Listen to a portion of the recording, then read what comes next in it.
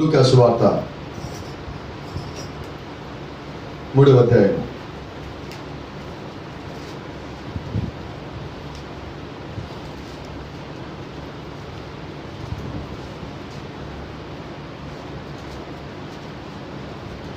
పదహారు 17 వచనం చదువుకుందాం. యోహాను, నేను నీడలో మీకు బాప్తిస్మం ఇచ్చుచున్నాను, అయితే నాకంటే శక్తిమంతుడొకడు వచ్చుచున్నాడు. ఆయన చెప్పుల బారును విప్పుటకు నేను పాత్రుడను కాను.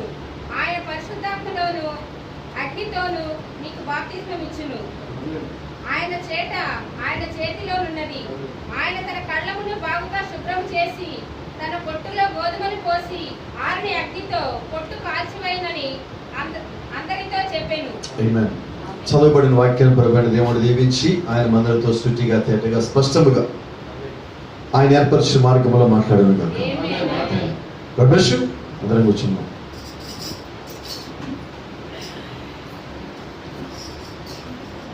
Praise the Lord. Hallelujah. నిజంగా ఇది ప్రభు ఇచ్చిన కృపని నమ్ముతాను. మీరు నమ్ముతా ఉన్నారా? Amen. దేవుని సన్నిధిలో మనం ఉన్నాం. ఎలా ఉండాలంటే సంతోషంగా ఉండాలనుకున్నాం. సంతోషం ఉన్నదా? ఇది కొంచెం తక్కువగా ఉన్నది. మనం ప్రభురాత్రి భోజనానికి వచ్చామంటే ఆ రోజు మనం డబుల్ పోర్షన్లో ఉన్నాం. ఆదివారం ఒక కోడికే, మరి ప్రభురాత్రి భోజనం అంటే రెండో కోడికి వచ్చినట్టు. దాని అర్థం ఏంటంటే దేవుడు మనం ప్రేమించి ఆ రోజు 2 కొడుకులు ఇచ్చాడు. 2 కొడుకులు అంటే బైబిల్లో డబుల్ పోర్షన్ అండి. ఒకే రోజు 2 ఆరాధనలు అంటే అది ఇంకా ఎక్కువ సంతోషం ఉండాలి. ఈ సంతోషం రెట్టింపోవాలి. Praise the Lord.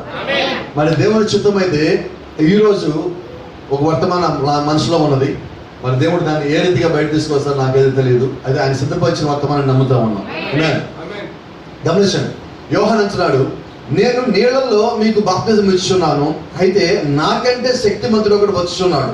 ఆయన చెప్పులు వారును విప్పుటకు నేను పాత్రుడు కాను. ఆయన పరిశుద్ధాత్మలోను అగ్నితోను మీకు బాప్తిజం ఇచ్చును. ఆయన చేతిలో ఉన్నది. అది కొంచెం గుర్తుపెట్టుకోండి. ఈరోజు మనం మాట్లాడబోయే అంశంలో ఒక భాగమై ఉన్నది.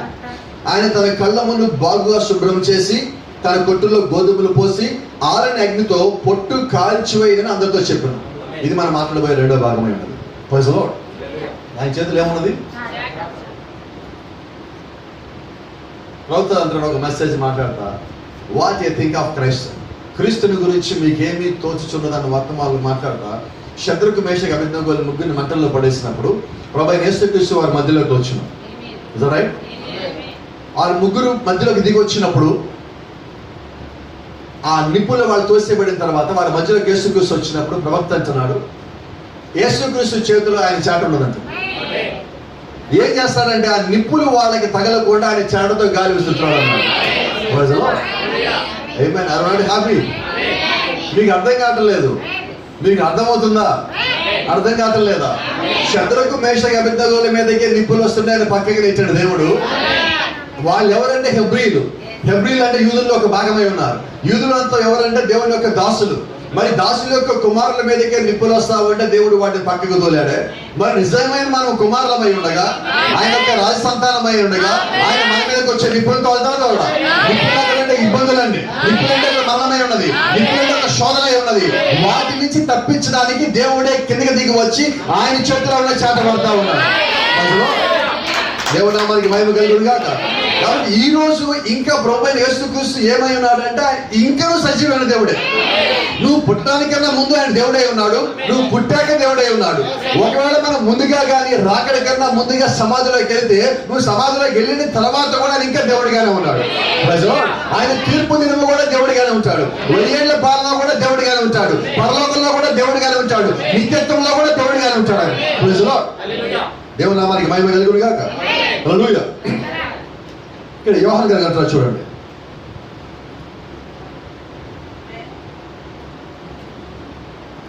నాకంటే శక్తిమంతుడు ఒకడు వచ్చుచున్నాడు. వాళ్ళందరూ యోహాను చూసి యోహాను కన్నా శక్తిమంతుడు ఎవరు లేరు అనుకుంటున్నారు. ఆయన అంటే నా ఎదుగా ఒక ఆయన వస్తాడు, ఆయన అసలు ఆయన. మరి ఈరోజు ఇలా చెప్పొచ్చు లేదు నాకు తెలియదు, నాకైతే అలా కనిపిస్తుంది కానీ చెప్పలేండి. మన మూవీస్ ఎలా ఉంటాయంటే ముందు విలన్ వస్తాడు, కొడతా ఉంటాడు, తిడతా ఉంటాడు, హింస పెడుతుంటే ఎక్కడి నుంచి వాడో కేక పెడతాడు, అరే ఆగ్రా వస్తాడు మా హీరో. ఆ వచ్చేవాడిని అందరూ శక్తివంతులు అనుకుంటున్నారు, ఆ కేక పెట్టేవాడిని. కేక పెట్టేవాడు శక్తిమంతుడు కాదు. కేక పెట్టేవాడు ఏమంటాడంటే నా వెనక వస్తానని వస్తున్నాడు. అర్థమవుతుందా?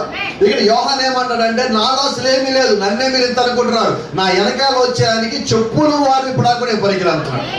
ఇప్పుడు యోహాన్ హెచ్చించుకోవటంలా, వాళ్ళందరూ హెచ్చిస్తామంటే యోహాన్ తను తగ్గించుకొని తన వెనకాల రాబోయే వారి శక్తి గురించి చెప్తా ఉన్నాడు. నేను నీళ్ళలో బాప్తిజం ఇస్తున్నా, నాకు ఇంతవరకు పర్మిషన్ ఉన్నది, నాకు ఇంతవరకు అనుమతి ఉన్నది. అయితే నా వెనకాల వచ్చే ఆయన కనిపించే బాప్తిజం కాదు, కనబడని బాప్తిజం ఇస్తాడు. హల్లెలూయా. ఆయన ఎటువంటి బాప్తిజం ఇస్తాడో తెలుసా? పరిశుద్ధాత్మలో హల్లెలూయా అగ్నితో ఆయన బాప్తిజం ఇస్తాడు. అటువంటి బాప్తిజం ఇవ్వగలిగి కేవలం దేవుడు మాత్రమే. మానవులు ఇచ్చే బాప్తిజం అని ఇవ్వట్లేదండి. దేవుడు యొక్క ప్రత్యేకమైన మార్గంలో, ప్రత్యేకమైన విధానంలో, ప్రత్యేకమైన పరిశుద్ధాత్మ చేత ఆయన మనకి బాప్తిజం ఇవ్వడానికి సిద్ధంగా ఉన్నాడు. హల్లెలూయా. దేవుని నామానికి మహిమ కలుగును గాక. Let me ask one question today. యేసుక్రీస్తు ఎవరికైనా బాప్తిజం ఇచ్చాడా? మరి ఈయన బాప్తిజం ఇచ్చే యోహాను ఈయన ఒక ప్రవక్త అయి ఉన్నాడు. బాప్తిజం ఇచ్చే యోహాను మీద ఉన్న ఆత్మ ఎవరిది? The spirit of Elijah was in the body of John the Baptist. ఏలియా ఆత్మ యోహానులో ఉన్నది, రైట్? మరి ఇప్పుడు ఈయన మాటలు అబద్ధమా? No sir. ఇప్పుడు యోహాన్ అంతరికి యోహాన్ అసలు ఏది మాట్లాడింది ఎవరంటే యోహాన్లో ఉన్న ఆత్మ మాట్లాడుతా ఉన్నాడు. హల్లెలూయా. మరి ఇప్పుడు ఈ మాటలు మాట్లాడిన ఎవరు? ఏలియా ఆత్మ అబద్ధం చెప్తుందా? No sir. మరి ఇప్పుడు యేసుక్రీస్తు బాప్తిజం ఇవ్వాల్సిందేనా? దేంట్లో ఇవ్వాలి? ఆత్మలోను అగ్నిలోను. మరి ఈయన ఆత్మలో బాప్తిజం ఇచ్చాడో లేదో తెలుసా? అగ్నిలో బాప్తిజం ఇచ్చాడో లేదో తెలుసా? నేనంతా రెండు ఒకేసారి చేశారంట. ఇది యేసుక్రీస్తుని గురించి ప్రారంభించినప్పుడు యోహాను యొక్క పరిచయం ప్రారంభంలో ఈ మాట చెప్పుకున్నాడు. అయితే యేసుక్రీస్తు పరిచయం మొత్తం ముగించి పైకి వెళ్ళిపోయేంత వరకు కూడా ఆయన ఎవరికి ఇవ్వాలి బాప్తిజం? ఆత్మలో. మరి ఆ మాట నెరవేరాలిగా. మరి బైబిల్లో రాసిన మాట, ప్రవక్తలో ఉండి ఆత్మ పలికిన మాట, దేవుడిని పరిచయం చేసిన వ్యక్తి చెప్పిన మాట నెరవేరకుండా పోతుందా? No way. ఆయన ఒకే రోజు రెండు నెరవేర్చాడండి. మేడ కింద 120 మంది కూర్చున్నప్పుడు, వాళ్ళు మేడ కింద 120 మంది ఉన్నప్పుడు 120 మందికి దేవుడు అగ్ని వలె వారి మీదకి దిగి అగ్ని నాలుకలు విభాగింపబడి వారందరికి దిగి వచ్చినప్పుడు వారు అగ్ని నేరుగా పొందుకున్నారు. అయితే వారి కిందకు వచ్చి దేవుడు యొక్క ఆత్మను పొందుకున్నారు. అగ్ని బాప్తిజము, పరిశుద్ధాత్మ బాప్తిజము దేవుడు ఒకేసారి గమనించున్నాడు. So is that much capable. ఆయన అంత సముద్రమైన దేవుడు అండి. అందుకే ఆయన అంటున్నాడు, అదిగో నేను నా వెనకాల వచ్చి ఆయన చెప్పులు వారు ఇప్పడానికి కూడా సరిపోయాడు. దేవుడు నామానికి మహిమ కలిగి. Thank you lord. కొంచెం ముందుకెళ్ళండి. ఆయన చేట ఆయన చేతిలో ఉన్నది. నాకు తెలుసు ఆ చేట ఇప్పుడు ఎక్కడ వాడారు. ఆయన తన కళ్ళమును బాగుగా శుభ్రం చేసి తన కొట్టులో గోధుమలు పోసి ఆరని అగ్నితో పొట్టుని కాల్చిపోయినని ఆయనతో అందరితో చెప్పాను. సారీ, యేసుక్రీస్తు పరిచయం గురించి, యేసుక్రీస్తు రాక గురించి, యేసుక్రీస్తు వచ్చాక చేయబోయే పరిచయం గురించి, యేసుక్రీస్తు తర్వాత ఇవ్వబోయే తీర్పు గురించి, ఎత్తమాటి గురించి, ఆ తర్వాత జరగబోయే తీర్పు గురించి యోహాను మొత్తం చెప్పాడు ఒక మాట. ప్రవక్త మాటలు ఎలా ఉంటాయంటే దేవుడు వారి నోట్ల నుంచి పలికిచ్చినప్పుడు ఆ మాట చిన్నదే కావచ్చు, ఒక్క లైన్ లోనే దేవుడు కావాలంటే బైబిల్ మొత్తం చెప్పించగలడు. ఈ కాల ప్రవక్త అంటాడు, దేవుడు ఏం చేశాడంటే హానోకు ఒక పిరమిడ్ కట్టించాడు, ఆ పిరమిడ్ లో బైబిల్ మొత్తం పెట్టాడు. Bible was in the stone. ఆ రాతిలో దేవుడు బైబిల్ పెట్టాడు అన్నాడు. ఇప్పుడు ఈ ఒక్క మాటలో జాగ్రత్త చూద్దాం. ఆయన తన కళ్ళమును బాగా శుభ్రం చేసి, ఆయన పొలమైన శుభ్రం చేసి, తన కొట్టులో గోధుమలు పోసి, గోధుమలు అంటే పంట కోతకాలం అయిపోయిన తర్వాత దాంట్లో శ్రేష్టమైన దాన్ని కొట్టులో పోయాడు, రైట్? ఆరని అగ్నితో పొట్టుని కాల్చివేది, మిగిలిన దాన్ని కాల్చేస్తారు. ఇదే యేసుక్రీస్తు పరిచయం. తీర్పు మొత్తం అదేనా? మరి ఆ కొట్టులోకి వెళ్ళి ఏంటి? ఆయన కొట్టులోకి వెళ్ళి అంటే ఎత్తబడే వారందరూ ఆ తొక్క నుంచి వేరయ్యి విత్తనములు మొత్తం తీసుకొచ్చి కొట్టులో పోయిపడ్డాయి. ఇప్పుడు ఈ కొట్టులో ఏమున్నాయంటే విత్తనాలు ఉన్నాయి. ఈ విత్తనాలు ఏమంటాం తెలుసా? సీడ్. ఇప్పుడు దేవుడి చేత ఎన్నుకోబడిన విత్తనములు ఏవైతే ఉన్నాయో ఆ విత్తనములు ఇప్పుడు ఎక్కడ ఉన్నాయి అంటే దేవుడు ముందుగా కట్టించిన కొట్టులో పోయించాడు. ఆమేన్. చూడండి, ఒక పొలం యజమాని ఏం చేస్తారంటే పొలం పడడానికైనా ముందుగానే, కోత కొనడానికైనా ముందుగానే కొట్టును బాగు చేసుకుంటాడు. యేసుక్రీస్తు మీకన్నా ముందుగా పైకి వెళ్ళి మీ కొరకు నివాస స్థలము సిద్ధపరచేస్తాను. హ్యాపీ. నా దేవుడు నాకన్నా ముందుగా పైకి వెళ్ళి నా కొరకు నివాస స్థలం సిద్ధపరిచి ఆ తర్వాత నుంచి తీసుకుపోతానన్నాడు. ఇప్పుడు యోహాను చెప్తున్న మాట కూడా ఇదే. ఆయన ఏం చేస్తారంటే గోధుమలు మొత్తాన్ని తీసుకొచ్చి ఆయన కొట్టులో పోసి ఇక మిగిలిపోయిన పొట్టు ఉంటుంది కదా, దాన్ని ఆయన వదిలిపెట్టడం, కాల్చి బూడిద తీయాలి. మరి ఇప్పుడు మనం ఎత్తబాటు అయిపోయిన తర్వాత భూమి సంగతి ఏంటి, భూమి మీద ఉన్న మిగతా వారి సంగతి ఏంటి, ఆకాశం నుంచి ఏం రాబోతుంది, ఆర్మిగడ అగ్ని వర్షం కురవబోతా ఉంది. ప్రవక్త అంటాడు పైనుంచి కిందకి పడబోయే ఒక అగ్ని కణము, ఇట్ ఈస్ అబౌట్ 250 pounds. ఎంత సుమారు 250 pounds అంటే 250 పౌండ్లు బరువు అంటే ఒక్కొక్క పైనుంచి కింద పడేది. అంటే పిడుగు కన్నా కొంచెం పెద్దది. ఒకటి పైనుంచి ఏమొస్తుందంటే అగ్ని వర్షం. మరి ఆ వర్షం పడితే కింద ఏం జరగాలి? ఇప్పుడు మామూలు వర్షం పడితే భూమి అంతా తడుస్తుంది. మరి అగ్ని వర్షం పడితే భూమి అంతా ఏం కావాలి? అది కాదు యోహాను ఇక్కడ చెప్పింది, అది కాదు చెప్పింది. అయితే అది ఎప్పుడు చేస్తారంటే కొట్టులోకి మొత్తం గోధుమలు పోసిన తరువాత. అది ఎప్పుడు జరగాలి? కోతకాలం తర్వాత. అది కోతకాలం రావాలంటే ముందు నాటుకాలం రావాలి. ముందు విత్తనం నాటే కాలం, అది పౌలు కాలమే ఉన్నది. ఈ రోజు మనం ఏ కాలంలో ఉన్నామో తెలుసా? ఎంతమంది ఈ రోజు మనం ఏ కాలంలో ఉన్నామో? మనము కోత కాలంలో ఉన్నాము. అది నాటు కాలం, అది విత్తు కాలము, ఇది కోత కాలము. దీని రోజు ఇంకో కాలం లేదు. ఈ కోత కాలం ఉన్న కాలం పేరే 7వ సంఘ కాలమై ఉన్నది. So this is the time of harvest. ఇప్పుడు మనం ఏ కాలంలో ఉన్నామంటే కోత కాలంకి వచ్చున్నాం. నేడో రేపో కోత కాలానికి యజమాని కిందకి దిగి వచ్చి ఒక మాట అంటాడు. ఏమంటాడు తెలుసా? కోత కొయ్యండి. ఆ కోత కోసే సమయంలో ముందుగా ఏమొచ్చిందంటే గురుగులు వచ్చింది. ఆ లోపల ఆ పక్కన గోధుమ కూడా వచ్చింది. ఆయన శిష్యులు ఆయన దగ్గరికి వచ్చి మాట అన్నారు, అయ్యా ప్రభువా, ఇదిగో మా కత్తులు రెడీగా ఉన్నాయి, ఆ గురుగులు వేసేయమంటావా? మా కత్తి దేవుడిని నరికేయమంటావా అంటే అన్నాడు. కొద్దిగా ఆగండి, పోయిపోయి కొద్దిగా ఆగండి. ఆ కోత కోసేటప్పుడు ఒక్క గోధుమ చెట్టు అయినా పోద్దేమో. సో ఆయన తీర్పు తీర్చడానికి ఎంత ఆసక్తిగా ఉన్నాడో కాపాడడానికి కూడా అంతే ఆసక్తిగా ఉన్నాడు. ఎటువంటి దేవుడు అండి. ఆయన ప్రేమ సమంగా ఉన్నది. తీర్పు తీర్చే వారి విషయంలో ఆయన మనసు మార్చుకోవటంలా, కాపాడే వారి విషయంలో కూడా మనసు మార్చుకోవటం లేదు. కాబట్టి గమనించండి, ఆయన పరిపూర్ణమైన దేవుడై ఉన్నాడు. ఎవరికి ఎప్పుడు ఏ సమయంలో ఎలాగో తీర్పు తీర్చవలసిందో దేవుడికి సమస్తం తెలుసు. ఆయన ఎప్పుడు పని చేయాలి, ఎప్పుడు కామ్గా ఉండాలి, ఎప్పుడు ఆయన అక్కడ రాకుండా ఉండాలి, ఆయన ఎప్పుడు రంగం మీదకి రావాలి, వచ్చి ఎవరితో మాట్లాడాలి, ఏ కార్యము చేయాలి, దేవుడికి మొత్తం ముందుగా తెలుసు. ఈ రోజు దేవుడి దగ్గర స్క్రిప్ట్ ఉన్నది ప్రతి ఒక్కరిది. ఉదయకాలం మనం విన్నాము, మీకు ఆ వర్తమానం చాలా సరి ఉండొచ్చు. అయితే ఉదయకాలం మీరు చూసిన డైమెన్షన్ చూడండి. ఎప్పుడో ఆ బిక్తాను తెలుసు అనేవాళ్ళు ఆయన మీద హత్య చేయడం కోసం, అహశ్వరేషుని చంపడం కోసం ప్రయత్నం చేస్తే, ఆ విషయం మోతకి తెలియజేస్తే అది గ్రంథములో రాసిన రాజు తెలియలేదు. హామాను ఇంటి దగ్గర ఉరికమ్మను తయారు చేస్తున్న రాజు తెలియలేదు. యూదులను చంపడం కోసం హామాను ప్లాన్ చేస్తున్న ఆయనకు తెలియలేదు. ఆయన దగ్గర ఆయన భార్య ఆయనకి తెలియకుండా 3 రోజులు ఉపవాసం ఉన్న ఆయనకు తెలియలేదు. అన్ని ఒకేసారి బయటపడ్డాయి. స్క్రిప్ట్కి అనుగుణంగా, దేవుడి చేతుల్లో స్క్రిప్ట్కి అనుగుణంగా. కాబట్టి ఇప్పుడు దేవుడు కూడా ఆయన స్క్రిప్ట్ మొత్తం రెడీగా ఉంచాడు. ఎప్పుడు కిందకి రావాలి, ఎప్పుడు గోధుమలు వేరు చేయాలి, ఎప్పుడు తొక్క తీసి పక్కన పడేయాలి, ఈ గోధుమలు ఎప్పుడు తెచ్చి కొట్లో పోయాలి, ఆ తర్వాత ఈ గోధుమలు ఈ మిగిలిన గురిగిలు మొత్తం ఏం చేయాలి. యోహాను ఇంకో మాట అంటాడు, గోధుమలు కొట్టులో పోసిన తర్వాత మిగిలిన ఏవైతే ఉన్నాయో వాటన్నిటిని దేవుడు కట్టగట్టి, జాతీయుడు అన్నమాట, కట్టగట్టి గోధుమల్ని ఎలాగైతే బస్తాల్లో పోసి తీసుకుని పోయి ఉన్నారో అలాగే కింద ఉన్న వాటిలో ఏది మిగిలిపోకుండా మిగిలిన అన్నిటినీ కట్టగట్టి వాటిని అప్పుడు కాలుస్తారు. అంటే వీటి ధ్యానం మీద దేవుడికి ఎంతైతే శ్రద్ధ ఉన్నదో తీర్పులోంచి ఎవడు తప్పించుకోకూడదని ఆయన అంతే శ్రద్ధ అక్కడ కూడా కలిగి ఉన్నాడు. భక్తుకు మార్చంటాడు. ఆయన ఆ ఎరుకో గోడను కూర్చున్నప్పుడు ఎరుకో గోడకి ఆనుకొని రాహాబు ఉన్నది. ఆ ఎరుకో గోడ కూలిపోతే మొట్టమొదట ఆ ఇటుక పడాల్సి రాహాబు ఇంటి మీద. అయితే దేవుడు దాన్ని కూల్చినప్పుడు ఎలా కూలిపోయిందంటే అది ఎక్కడ ఉండదో అలాగే కూలిపోయింది. రాహాబు ఇంటి మీద ఒక ఇటుక పడదు.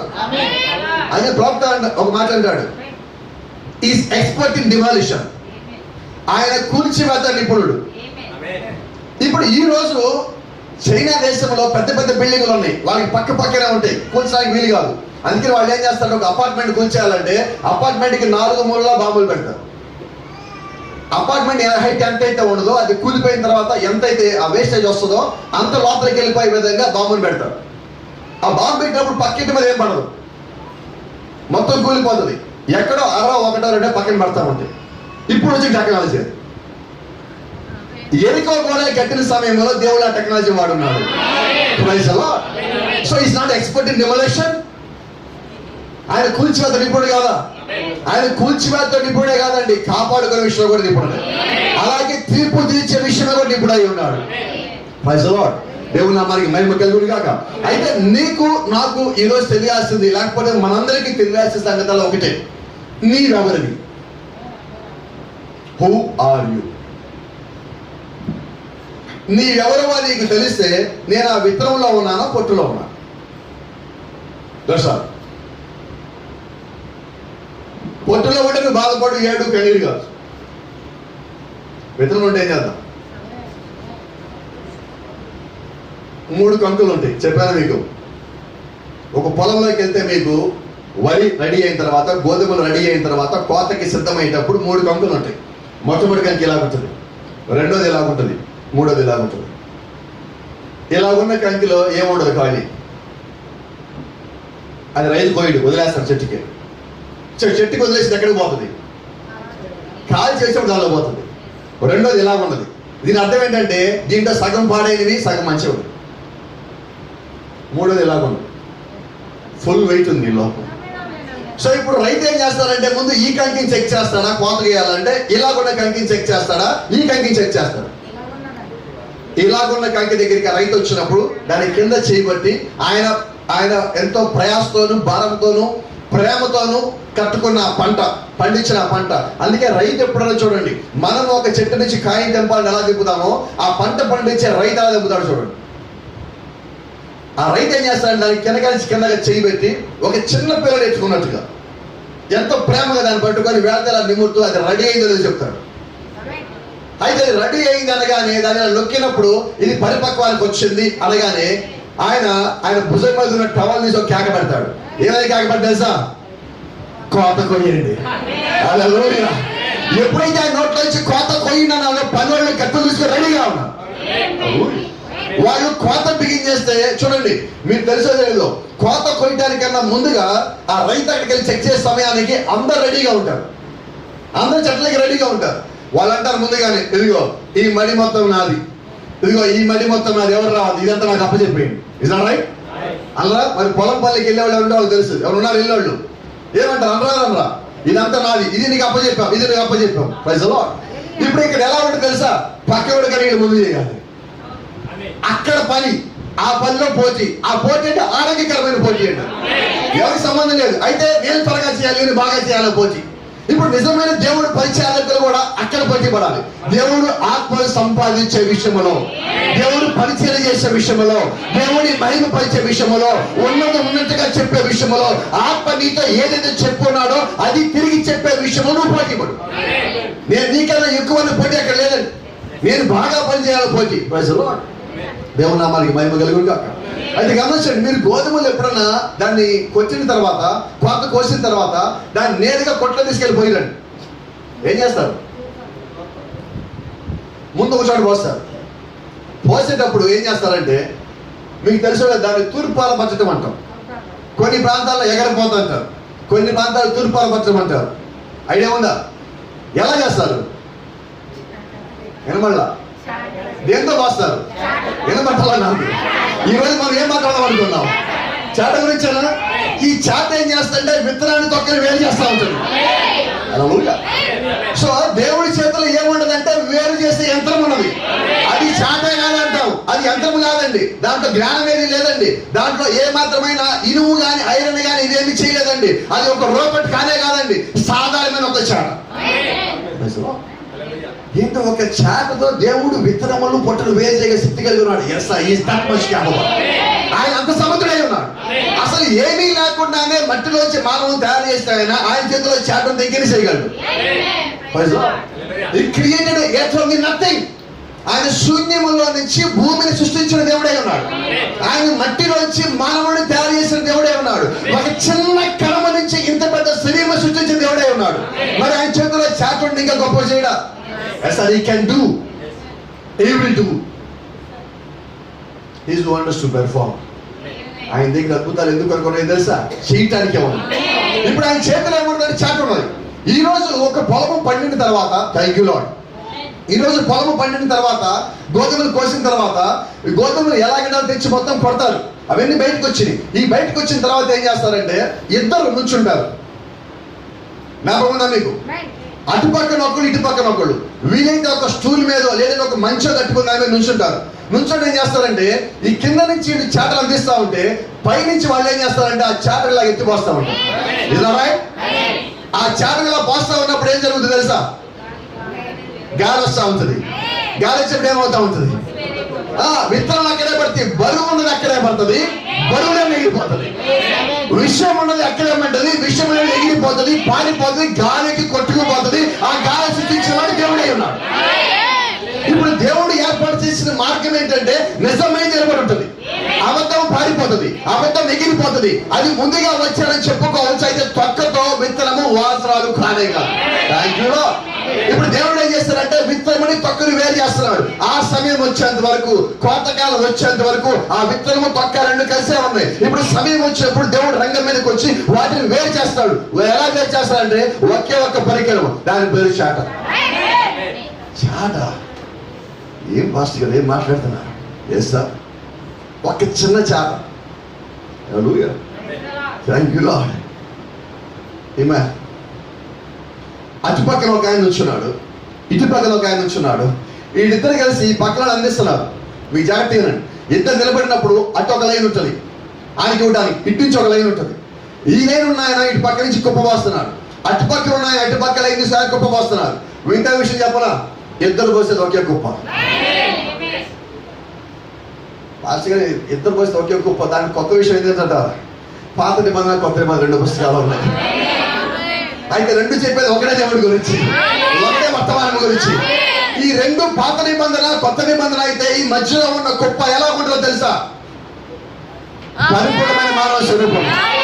పాత నిబంధన ఏం చేస్తుంది, కొత్త నిబంధన ఏం చేస్తుంటే పరిపూర్ణమైన మానవ స్వరూపం తీసుకుని ఉంది. ఆ పిరమిడ్ లో ఏమన్నాయి అంటే పొట్టు ఎగిరిపోయిన తర్వాత దేవుడి చేత ఎన్నుకోబడిన విత్తనమై ఉన్న గోధుమలు మాత్రమే ఉన్నాయి. So that is a perfect shape.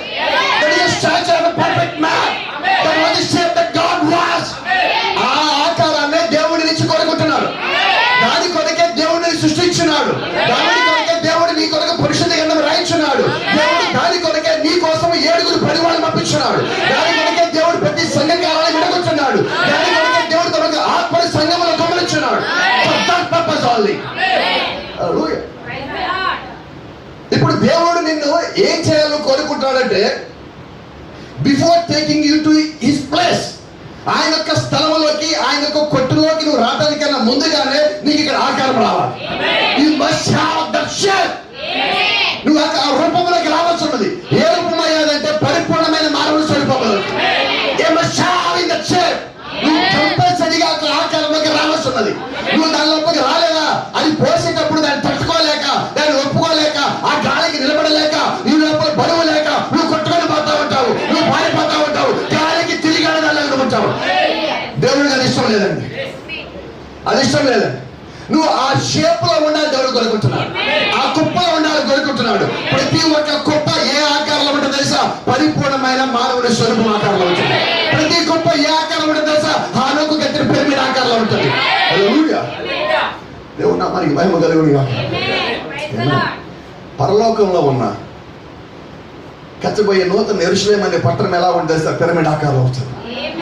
So ఈ భూమి మీద తయారయ్యే ఈ కుప్ప, మీరు అనుకోవచ్చు అది పొలంలో గోధుమ గొప్ప కదా, ఇట్ స్పీక్స్ అలాట్, కానీ చాలా మాట్లాడుతున్నారు. నాకు ఈ పొలం గురించి మాట్లాడేటప్పుడు, ఆ కుప్పల గురించి మాట్లాడేటప్పుడు, ప్రత్యేకించి గోధుమ గురించి మాట్లాడేటప్పుడు నాకు ఒక అంశం గుర్తుకొస్తా ఉంటుంది. నీవెవరు? పాస్ గారు నేను చదివించిన వాక్యం ఏంటి? గోధుమ కుప్ప అంటారు కొద్దిసేపు నీవెవరు అంటారు. ఏంటంటారా? హల్లెలూయా, థాంక్యూ లార్డ్. పాత నిబంధనలో ఒక ఆయన ఉన్నాడు. ఈయన పొలం బాగా పండిస్తారు. ఈ గోధుమ కుప్ప అంటే ఆయన నాకు గుర్తొస్తుంది కానీ చెప్తాను. ఆయన పొలం చాలా బాగా పండిస్తారు. అయితే ఫిలిస్టీన్లు వచ్చి దొంగతనం చేసిపోయారు. ఫిలిస్టీన్లు ఎలాంటి దొంగలో తెలుసా? తెలివైన బద్దకపు దొంగలు. ఈ సంవత్సరం పొలంలో పడి మొత్తం దోచుకుపోతారు. దోచుకుపోయి వెళ్తా ఏం చేస్తారు తెలుసా? కొన్ని బస్తాలు వదిలిపెట్టిపోతారు. దొంగ అంటే ఏం చేయాలి? ఇల్లు ఏం దొంగలు తెలుసా? తెలివైన బద్దకపు దొంగలు. తెలివి ఉన్నది, అయితే బద్ధకం ఉన్నది. ఈ తెలివిగా ఏం చేశారంటే దొంగతనం చేశారు. వీళ్ళకి బద్ధకం గుర్తొచ్చింది కాబట్టి ఏం చేశారు? కొన్ని బస్తాలు వదిలిపెట్టారు. వాడు రైతుకి పండించి తప్ప వేరే తెలియదు. నువ్వు ఈ గింజలు వదిలిపెట్టి వాడు ఏం చేస్తాడంటే తింటం మానుకొని కానీ మళ్ళా పొలం వేస్తాడు. ఇప్పుడు వాడు ఏం చేశాడంటే ఈయన వదిలిపెట్టారు ఒక సంవత్సరం. ఈ సంవత్సరం మొత్తం పంట వాడికి వదులుతాడు. రెండో సంవత్సరం మళ్ళా వస్తాడు. ఇంతమందికి అర్థమవుతుంది నిజమేనా? అదేగా జరుగుతున్నది. వీళ్ళు పంట పండించుకోండి ఈ సంవత్సరం మొత్తము. వాడు వదిలిపెట్టాడు. వాళ్ళు అనుకుంటారు ఈసారి మన దగ్గర రాలేదు అనుకుంటారు. నెక్స్ట్ టైం ఇంకా బాగా పండిస్తారు, ఇంకా ఎక్కువ పంట వేశారు. రెండో సంవత్సరం పంటలో మళ్ళీ వాడు వస్తాడు. మళ్ళా వచ్చి మొత్తం దోచుకుపోయి పోతా కొన్ని బస్తాలు వదిలిపెట్టుకుంటారు. దేనికోసం తెలుసా? వీళ్ళు మళ్ళా పంట వేస్తాడు, మళ్ళా వస్తాడు.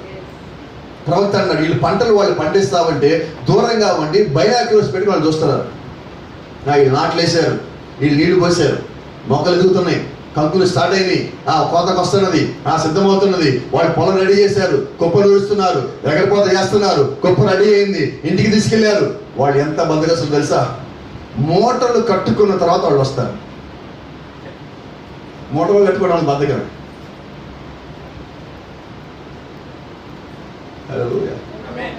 ఈ మోటార్లు తీసుకెళ్ళి ఇంట్లో పెట్టుకున్నారు. అక్కడ ఒక రైతు ఉన్నాడు. 45-50 ఏళ్ళు ఉండే ప్రవక్తన మాట్లాడలేదు. మొక్కమంతా ఎండిపోయాడు, ఏమాత్రం శక్తి లేదు. పోయిన సంవత్సరం అంతమంది సంవత్సరం సరైన ఆహారం లేదు, బక్కబచ్చిగా ఉన్నాడు, తినడానికి సరైన ఆహారం లేదు. ఆయనకు ఒక కొడుకు ఒక కూతురు, ఇద్దరు ఉన్నారు. హల్లెలూయా. ఎటువంటి స్థితి అంటే వాళ్ళది వేరే పొలంలోకి పనికి పోలేరు, వీళ్ళ పొలంలో పని చేసుకోలేరు. అంత హీన స్థితిలో ఉన్నప్పటికీ అంతకుముందు 2 సంవత్సరాల క్రితం దొంగలు వదిలిపెట్టిన దాంట్లో కొద్దిగా ధాన్యం తీసుకుని దాన్ని పండించుకున్నాను. ఈసారి దేవుడి కృపను బట్టి వీరికి ఊహించిన దానికన్నా ఎక్కువ పంట వచ్చింది. దాన్ని పొలం నుంచి తీసుకొని వచ్చి ఇంట్లో కొట్టులో పోసారు. కొట్టు మొత్తం నిండిపోయాడు. ఇంట్లో మధ్యలో కుప్ప పోసారు. అది నిండిపోగా ఎక్స్ట్రా ఇచ్చాడు దేవుడు. ఆ కుప్ప పోసినాడు. Thank you lord. ఇప్పుడు ఆ కుప్ప మొత్తం పోసినప్పుడు ఆ కుటుంబం దాని చుట్టూ చేరి దేవుడు ఇచ్చిన దాన్ని బట్టి సంతోషంతో గంతులేస్తూ నాట్యం ఆడుతూ వాళ్ళు పాటలు పాడుతూ ఉన్నారు. అయితే ప్రభుత్వం మాట్లాడాడు, నువ్వు ఎప్పుడైతే దేవుడు నీకు ఇచ్చిన సాక్ష్యంతో నువ్వు గంతులేస్తా నాట్యం ఆడుతూ ఉన్నావో ఆ పక్కనే సాతాను పొంచి ఉంటాడు. నీకున్న విశ్వాసాలు లాగటానికి, దొంగతనం చేయడానికి, నిన్ను పడగొట్టడానికి, నీ సంతోషం వాడు దొంగిలిస్తానికి నీ పక్కన కాపలా చేస్తాడంటాడు. సముద్రం మీద సాక్ష్యముల వర్తమానంలో వీళ్ళ ఓడలో కూర్చొని యేసుక్రీస్తు చేసిన అద్భుతాలు మొత్తం మాట్లాడుకుంటుంటే అప్పుడు ఒక తుఫాన్ వచ్చింది. వీళ్ళకున్న విశ్వాసం మొత్తం ఎమ్మటి లాగేస్తుంది. అయితే అదే సమయంలో వీళ్ళు విశ్వాసం నిలబెట్టాలంటే దేవుడే అక్కడికి రావాల్సి ఉన్నది. నువ్వు విశ్వాసంగా దేవుడి గురించి నువ్వు సాక్ష్యం కలిగి ఉన్నప్పుడు, ఆ సాక్ష్యం నమ్మి వెంబడిస్తా ఉన్నప్పుడు, నీ విశ్వాసం దొంగతనం చేస్తా ఉంటే, నువ్వు జారిపోయే స్థితికి వస్తా ఉన్నప్పుడు దేవుడి కృప నిన్ను పడిపోతే చూస్తావు అనుకోదు. It won't leave you like that. ఆయనకు కృప నిన్ను ఆ రీతిగా వదిలిపెట్టుకోదు. దాని చుట్టూ డాన్స్ చేస్తా నాట్యం ఆడుతా ఉన్నప్పుడు హల్లెలూయా ఆ పిల్లడు వచ్చాడు తండ్రి దగ్గరికి. నాన్నని ఒక మాట అడిగాను. నాన్న సంతోషంగా ఉన్నాడు. పిల్లలు ఎప్పుడన్నా అడగాలనుకున్నప్పుడు ఎప్పుడు తండ్రిని సంతోషంగా ఉన్నాడు. కరెక్ట్గా మాట్లాడినా జీతం వచ్చిన రోజు పిల్లలకి తెలియదండి నీ జీతం వచ్చేది లేదు. నీ ముఖంలో ఉన్న సంతోషం బట్టి వాళ్ళు అడుగుతారు. తండ్రి అడుగుతాడు, నీకు ఏమైనా కావాలా అంటాడు. డబ్బు జేబు నిండుగా ఉన్నది, జేబు బరువుగా ఉంది, నీకేం కావాలంటాడు. వయసులో ఇప్పుడు తండ్రి అడిగే స్థితిలో ఉన్నాడు, ఆమె ఇచ్చే స్థితిలో ఉన్నాడు, కొడుకు అడిగే స్థితిలో ఉన్నాడు. ఆ చిన్నప్పుడు నాన్న దగ్గరికి వచ్చాడు. Thank you lord. పిల్లడు మాట్లాడిగా నాన్న నాకు ఒక పని చేసి పెడతావా, నేను అడిగింది ఇస్తావా, అడుగు, నీకేం కావాలి. చిన్నదే. మా ఫ్రెండ్ని అడగల, వాళ్ళ నాన్న కూడా పొలం ఉంది. వాళ్ళ పొలంలో ధాన్యం లేక వాళ్ళు ఈ సంవత్సరం మన పొలంలో పనిచేశారు. నువ్వేమో దేవుడు నీకు సహాయం చేశాడు, మనకి బాగా పండింది అంటున్నావు. మరి నీవు వాళ్ళకి సహాయం చేస్తే కొద్దిగా ధాన్యం ఇస్తే వాళ్ళు కూడా పంట పండించుకుంటారు. ఎలాంటి కొడుకు అండి? నిజంగా అలాంటి కొడుకులు కదా ఈరోజు మనకు కావాల్సింది. మనం మొత్తం నాకే అనకుండా అదిగో నాలాంటి వాడు మనం బాధపడ్డాడు, ఇంకోటి బాధపడ్డాడు, మనకి ఈరోజు బాగా ఉంది కదా, వాడికి ఏదైనా ఇద్దాం అనేవాళ్ళు ఉన్నారా? ఇప్పుడు కదా నిజంగా తండ్రి సంతోషం. కొడుకు నాకు పుట్టాడని తండ్రికి ఎప్పుడు సంతోషం అంటే ఆ కొడుకు ప్రయోజకుడు అయినప్పుడు, ప్రయోజకరమైన ఆలోచన చేసినప్పుడు నిజంగా తండ్రి సంతోషపడతారు. పుట్టినది సంతోషమే, కానీ ఆ కొడుకు ప్రయోజకుడై ఒక స్థానం నిలబడినప్పుడు ఆ తండ్రి సంతోషం బయటికి కనబడదండి, ముఖంలో కనిపిస్తుంది. అటువంటి సంతోషం కొడుకు కలిగినప్పుడు తండ్రి అంటాడు, ఇదిగో నీ కొరకు నువ్వేం అడగలేదు కాబట్టి, ఇదిగో నువ్వు అడిగినది నీ స్నేహితుడి కొరకు కాబట్టి నీ చేతుల కొరకు ఇస్తాను. అలాగే నువ్వు అడగలేదు కాకపోయినా నీకు ఇస్తాను. నీకు కొత్త బట్టలు కొంటాయి సంవత్సరం. వెనకాల చిన్న పిల్లలు ఉన్నాడు, 4 ఏళ్ళు 3 ఏళ్ళ అమ్మాయి చెల్లెలు. ఆ అమ్మాయి దగ్గరికి వచ్చి అంటున్నాడు, నీకు కొత్త బట్టలు కొంటాడు. ఇది ప్రవక్త అంటున్నాడు. ఆయన భార్య, ఆ రైతు భార్య అక్కడ నిలబడి ఉన్నది. ఎలా ఉండదంటే ఆమె ఒంటి మీద ఉన్న వస్త్రం మొత్తం చిరిగిపోయి ఉన్నది. ఆ ఒంటి మీద వేసుకున్న వస్త్రంలోంచి అన్ని చిరుగులు కనిపిస్తా ఉంటే ఆ చిరుగులు కనబడకుండా ఆమె కప్పుకొని తిరుగుతా ఉన్నాడు. ఆమె దగ్గరికి వచ్చి భర్త అంటున్నాడు, నీకు ఇక్కడి నుంచి సమస్య లేదు, మనకి ధాన్యం బాగా పండింది, దేవుడు మనకి కృపనిచ్చున్నాడు, ఈ ధాన్యం కొంత తీసుకెళ్లి పట్టణంలో అమ్మి నేను నీ కొరకు కొత్త బట్టలు కొట్టాను. తండ్రి కొడుకు వాగ్దానం ఇచ్చాడు, తండ్రి కూతురికి వాగ్దానం ఇచ్చాడు, ఈయన ఇప్పుడు భర్త స్థానంలోకి వచ్చి భార్యకి వాగ్దానం ఇచ్చాడు. ఎంతలో ఊరి చివరి నుంచి కేకలు బిగినాయి. పెద్ద పెద్ద డబ్బులు చప్పుడు. ఏం చప్పుడు అయ్యాదంటే ఫిలిష్టీన్లు వస్తున్న చప్పుడు. ఇప్పుడు దాకా పడిన సంతోషము, ఇప్పుడు దాకా పడిన కేరింతలు, ఆనందము, ఆ సాక్ష్యము అవన్నీ వీళ్ళ మొక్కల్లోంచి మాయమైపోయాయి. ఆ మొక్కల్లోకి ఇప్పుడు భయం వచ్చింది. సంతోషం స్థానంలో భయం ఏర్పడిందండి. ఇప్పుడు నీ గమనమా కిటికీ దగ్గరికి వెళ్ళి కిటికీ పక్కన నుంచి చూస్తుంటే ఆ డబ్బులు చప్పుడు దగ్గరికి వస్తుంది. ఆ చప్పుడు ఎంత దగ్గరగా వస్తుందంటే వీళ్ళ గుండెల్లో భయం పెరిగిపోతాం. అయితే ప్రవక్త ఒక మాట అంటాడు, ఈరోజు సాతాను ఎక్కడ ఉన్నాడంటే వాడు నా గుండె చప్పుడు వినిపించేంత దూరంలో ఉన్నాడన్న. ఎంత దగ్గర? నీ చెవికి గుండెకి ఉన్న దూరం కన్నా కానీ వాడు నీకు దగ్గరగా ఉన్నాడు. అయితే నువ్వు భయపడాల్సిన పని లేదంటాడు ఆయన. ఎందుకంటే నీ గుండె ఎప్పుడు ఆగిపోవాలి దేవుడి చేతిలో, వాడి చేతిలో లేదు. కాబట్టి నువ్వు దేవుడి యొక్క పనిలో ఉన్నప్పుడు, దేవుడు ఏర్పరిచిన మార్గంలో వెళ్తా ఉన్నప్పుడు నీ భయము ఆయన పరిచయం సరిగ్గా చేస్తావా లేదా అని ఉండాలి. నువ్వు ఆ పరిచయంలో పోతావా ఉంటే ఆలోచన చేయమాక. దేవుడు యొక్క పరిచయం సరిగ్గా ఉన్నావా లేదా అదొకటే దేవుడు లెక్క చూశారు.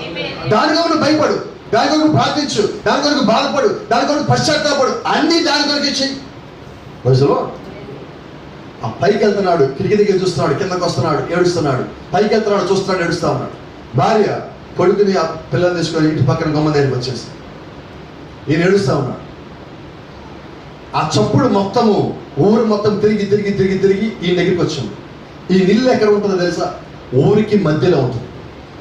2 సంవత్సరాల క్రితము వాళ్ళు ఫిలిష్టీన్లు వచ్చినప్పుడు వాళ్ళు ఈయన ఏం చేస్తారని చెప్పి భయపడి ఈయన ఇంటింటికి ఊరికి తిరిగి పరిగెత్తాడు ఈయన. అందుకని వాళ్ళు ఏం చేస్తారంటే ఈసారి ఈ ఇంటిని చిట్ట చివరిగా వద్దామని చెప్పి లాస్ట్ ఇక్కడికి వచ్చారు. ఎందుకోసం అంటే ఈ వ్యక్తిని ఎగతాళి చేయడానికి. జాగ్రత్తగా ఒక వ్యక్తిని ఎగతాళి చేయాలని అన్ని ఇళ్ళు దొంగతనం చేసుకొని దాదాపుగా 1000 మంది పైన ఫిలిష్టీన్లు ఆ ఇంటి చుట్టుముట్టారు. వాళ్ళు ఎలా ఉన్నారంటే ప్రవక్త చెప్పిన మాటల్లో, వాళ్ళు తల మీద పెట్టుకున్న ఆ శిరస్త్రాలం ఏదైతే ఉన్నదో అంగుళన్నర మందం ఉంటుంది. వాడు ఒంటి మీద వేసుకున్న కవచము అంగుళన్నర మందం ఉంటుంది. 5 లోహాలతో చేస్తుంది. It was made by 5 metals. వాళ్ళ దగ్గర ఉన్న ఒక కత్తి పొడవు 6 అడుగులు, బల్లెం పొడవు 19 అడుగులు. ఇవన్నీ వాళ్ళు కలిగి 6 అడుగుల డాలు పెట్టుకొని ఈయన దగ్గరికి వచ్చారు. ఇంటి చుట్టూ చేరున్నారు. ఇంటి తలుపు కొట్టారు, బయటికి రా. లోపల తలుపు గడ పెట్టుకుని ఉన్నారు. ఇక్కడేమో దానిపై కుప్ప. ఆయన కుప్ప దగ్గర కూర్చొని ఏడుస్తున్నాడు. ఇప్పుడు ఇది మొత్తం పోవాల్సిందేనా? చాలాసార్లు ఎంతో కష్టపడి సంపాదిస్తూ ఉంటాం. చాలా మంది సహోదరులు వాళ్ళకున్న బానిసలు అయిపోయిన దేనికైతే బలహీనతలు ఉన్నాయో వాటి కూడా ఖర్చు పెడతా ఉంటారు. అలా ఖర్చు పెడతా ఉన్నప్పుడు ఇంట్లో వాళ్ళు అనుకుంటారు, నువ్వు ఇంత కష్టపడి సంపాదించావా ఇదంతా వ్యర్థం చేయడానికి. ఇంత కష్టపడి పొలం పండించాను, ఈరోజు దొంగతనం చేయటారు. ఇక వాళ్ళు దొంగతనం చేసుకోవచ్చు చూస్తూ ఉంటారు. ఇక ప్రవక్త వాళ్ళ నాన్న దగ్గరికి ఒక కొడుకు వచ్చి ఒక మాట అడిగాడు, నాన్నని వీళ్ళు వాళ్ళతో ఫైట్ చేయి, వాళ్ళు కొట్టు. ఆ నాన్న అంటున్నాడు, ఆ నాట్ సోల్జర్ టు ఫైట్. నేను సైనికుడే కాదు, నాకు యుద్ధం తెలియదు, ఎలా ఫైట్ చేయాలి. నాకు తెలిసిన పొలం ఉండటమే, అది దేవుడు నాకు ఇచ్చే తలాంతు, నేను అదే చేయాలి కదా. నాకు ఇచ్చాడు, నేను చేస్తున్నా, అది నమ్మకంగా నేను చేస్తున్నా. వీళ్ళు యుద్ధం చేయమని నాకు ట్రైనింగ్ ఇవ్వలేదా? Let me tell you one thing. పరిస్థితి వచ్చినప్పుడు ప్రతి క్రైస్తవుడు కూడా వీరుడుగా మారుతాడు. ప్రవక్త ఒక మాట అంటాడు, ఆ కుప్ప దగ్గర కూర్చొని నేను ఏడుస్తున్నాడు, మోకాళ్ళ మీద ఏడుస్తున్నాడు, ఆ ధాన్యం చూస్తున్నాడు, ఈ ధాన్యం మధ్య ఇవ్వాల్సిందేనా అని ఏడుస్తున్నాడు. ఏడుస్తా దేవుని అడుగుతా ఉన్నాడు, ప్రభువా ఎందుకు మాకు ఇట్లాంటి పరిస్థితిని ఇచ్చావు? ఇదేంటి, ఇంత కష్టపడి ప్రయాసపడి ఇంత నేను కట్టుకొని ఇంత నేను పట్టుకొని ఇంత సంపాదించుకుంటే నువ్వు వర్షాన్ని ఇచ్చావు, ఈ భూమి ఏమో నీరుని ఇచ్చింది, వర్షాన్ని ఇచ్చావు, భూమి ఏమో మంచిగా నాకు పండించింది, దేవుడు సరైన సమయం ఎండనిచ్చావు, మొత్తం చక్కగా తయారైంది, ఇప్పుడు ఈ దొంగలు ఎక్కడి నుంచి వచ్చావు?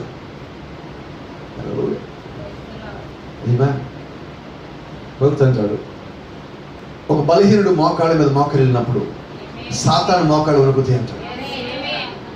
ఇప్పుడు ఇతను బలహీనుడు, ఇంటి చుట్టూ 1000 మంది శత్రువులు ఉన్నారు. యుద్ధంలో ఆరితేరిన 1000 మంది శత్రువులు వచ్చి చుట్టుముచ్చారు. ఈయన ఇంట్లో ఉన్నాడు, ఈయన దగ్గర మాడాయాలు ఏమీ లేవు. అయితే మీకు తెలుసా, ప్రపంచంలో అన్నిటికంటే అత్యంత శక్తివంతమైన ఆయుధం ఏంటో ఎవరైనా చెప్పగలరా నాకు? Prayer is the most powerful weapon in the world. అది నువ్వు కలిగి ఉన్నావు. Let me tell you another thing, నువ్వు ఇంకొకటి కలిగి ఉన్నావు, ద ఆర్మర్ ఆఫ్ గాడ్. దేవుని యొక్క సర్వాంగ కవచం నువ్వు కలిగి ఉన్నావు. అది అందరికీ కనబడుతూ నీవు మాత్రమే కలిగి ఉన్నావు. It was with in you, అది నీ లోపల ఉన్నది. అది నీ శత్రువు కనిపిస్తుంది కానీ నీకు అది కనబడదు. నువ్వు దేని కలిగి ఉన్నావు అంటే ఆయనకు కృపని కలిగి ఉన్నావు. అయితే నీకు కన్ఫర్మేషన్ కావాలి, ఆయన కృప ఉన్నదా లేదా అని, ఆయన నీతో పాటు ఉన్నాడా లేదా ఒక కన్ఫర్మేషన్ నీకు కావాలి. ఆ కన్ఫర్మేషన్ ఎప్పుడైతే నీకు వచ్చిందో అప్పుడు నువ్వు ఎటువంటి శత్రువుని ఎదుర్కోగల శక్తి నువ్వు కలిగి ఉంటావు. కానీ కింద పడి ఏడుస్తూ ఉన్నప్పుడు ఆయన కిటికీ దగ్గర చూస్తే చుట్టుపక్కల అన్ని ఇళ్ళు తలుపులు వేసేసుకొని కొద్దిగా కిటికీలో తెరిచి చూస్తున్నారు. మనకు కూడా చాలా మందికి అలవాటు ఉన్నారు, మన ఇళ్ళకి పక్కన చుట్టుపక్కల గొడవలు జరుగుతూ ఉంటే ఏం చేస్తాం? We don't come outside and support them. At the same time, we would like to see them. What will happen there?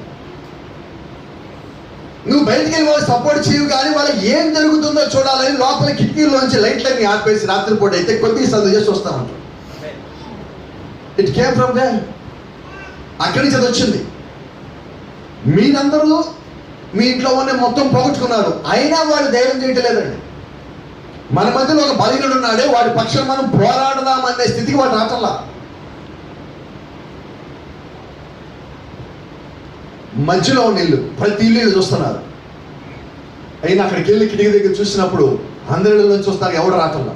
ఇంటి చుట్టూ మొత్తం వాళ్ళు చేరి డప్పులు కొడుతున్నారు, ఎగతాళి చేస్తున్నారు, బయట నుంచి నవ్వుతా ఉన్నారు. ఈయన కిందకు వచ్చి కరెక్ట్గా కుప్ప ముందుకు వచ్చి నడుస్తూ ఉన్నాడు. Thank you lord. ఆయన కిటికీ దగ్గర వచ్చినప్పుడు ఒక కర్ర పైనుంచి పడింది, అది గోధుమ గింజల మీద పడింది కుప్ప మీద. ఈయన మోకాళ్ళ మీద కూర్చున్నప్పుడు కొన్ని గింజలు దొర్లుకుంటా ఈయన దగ్గరికి వచ్చింది. ఈయన గింజలు పంచుకున్నాడు. నేను ఇవే కదా నాటాను, మళ్ళీ ఇవే వచ్చినాయి, వేరే రావా. నేను ఏది నాటానో అవి ఎలాగున్నాయో మళ్ళీ అవే తిరిగి వచ్చింది. నేను వీటిని నాటినప్పుడు వీటికి నేను కాపలా కాసా, రోజు వీటిని చెక్ చేశా. నాటిన రోజు దగ్గర నుంచి ఇంటికి తెచ్చేంత వరకు దీన్ని నేను కాపలా కాస్తాను అన్నా. వీటిని నేను ఎలాగైతే కాపలా కాస్తానో నన్ను కూడా ఎవరో భూమి మీదకి పంపించే ఉంటారు, నా గురించి ఎవరో కాపలా కాస్తానే ఉంటారు.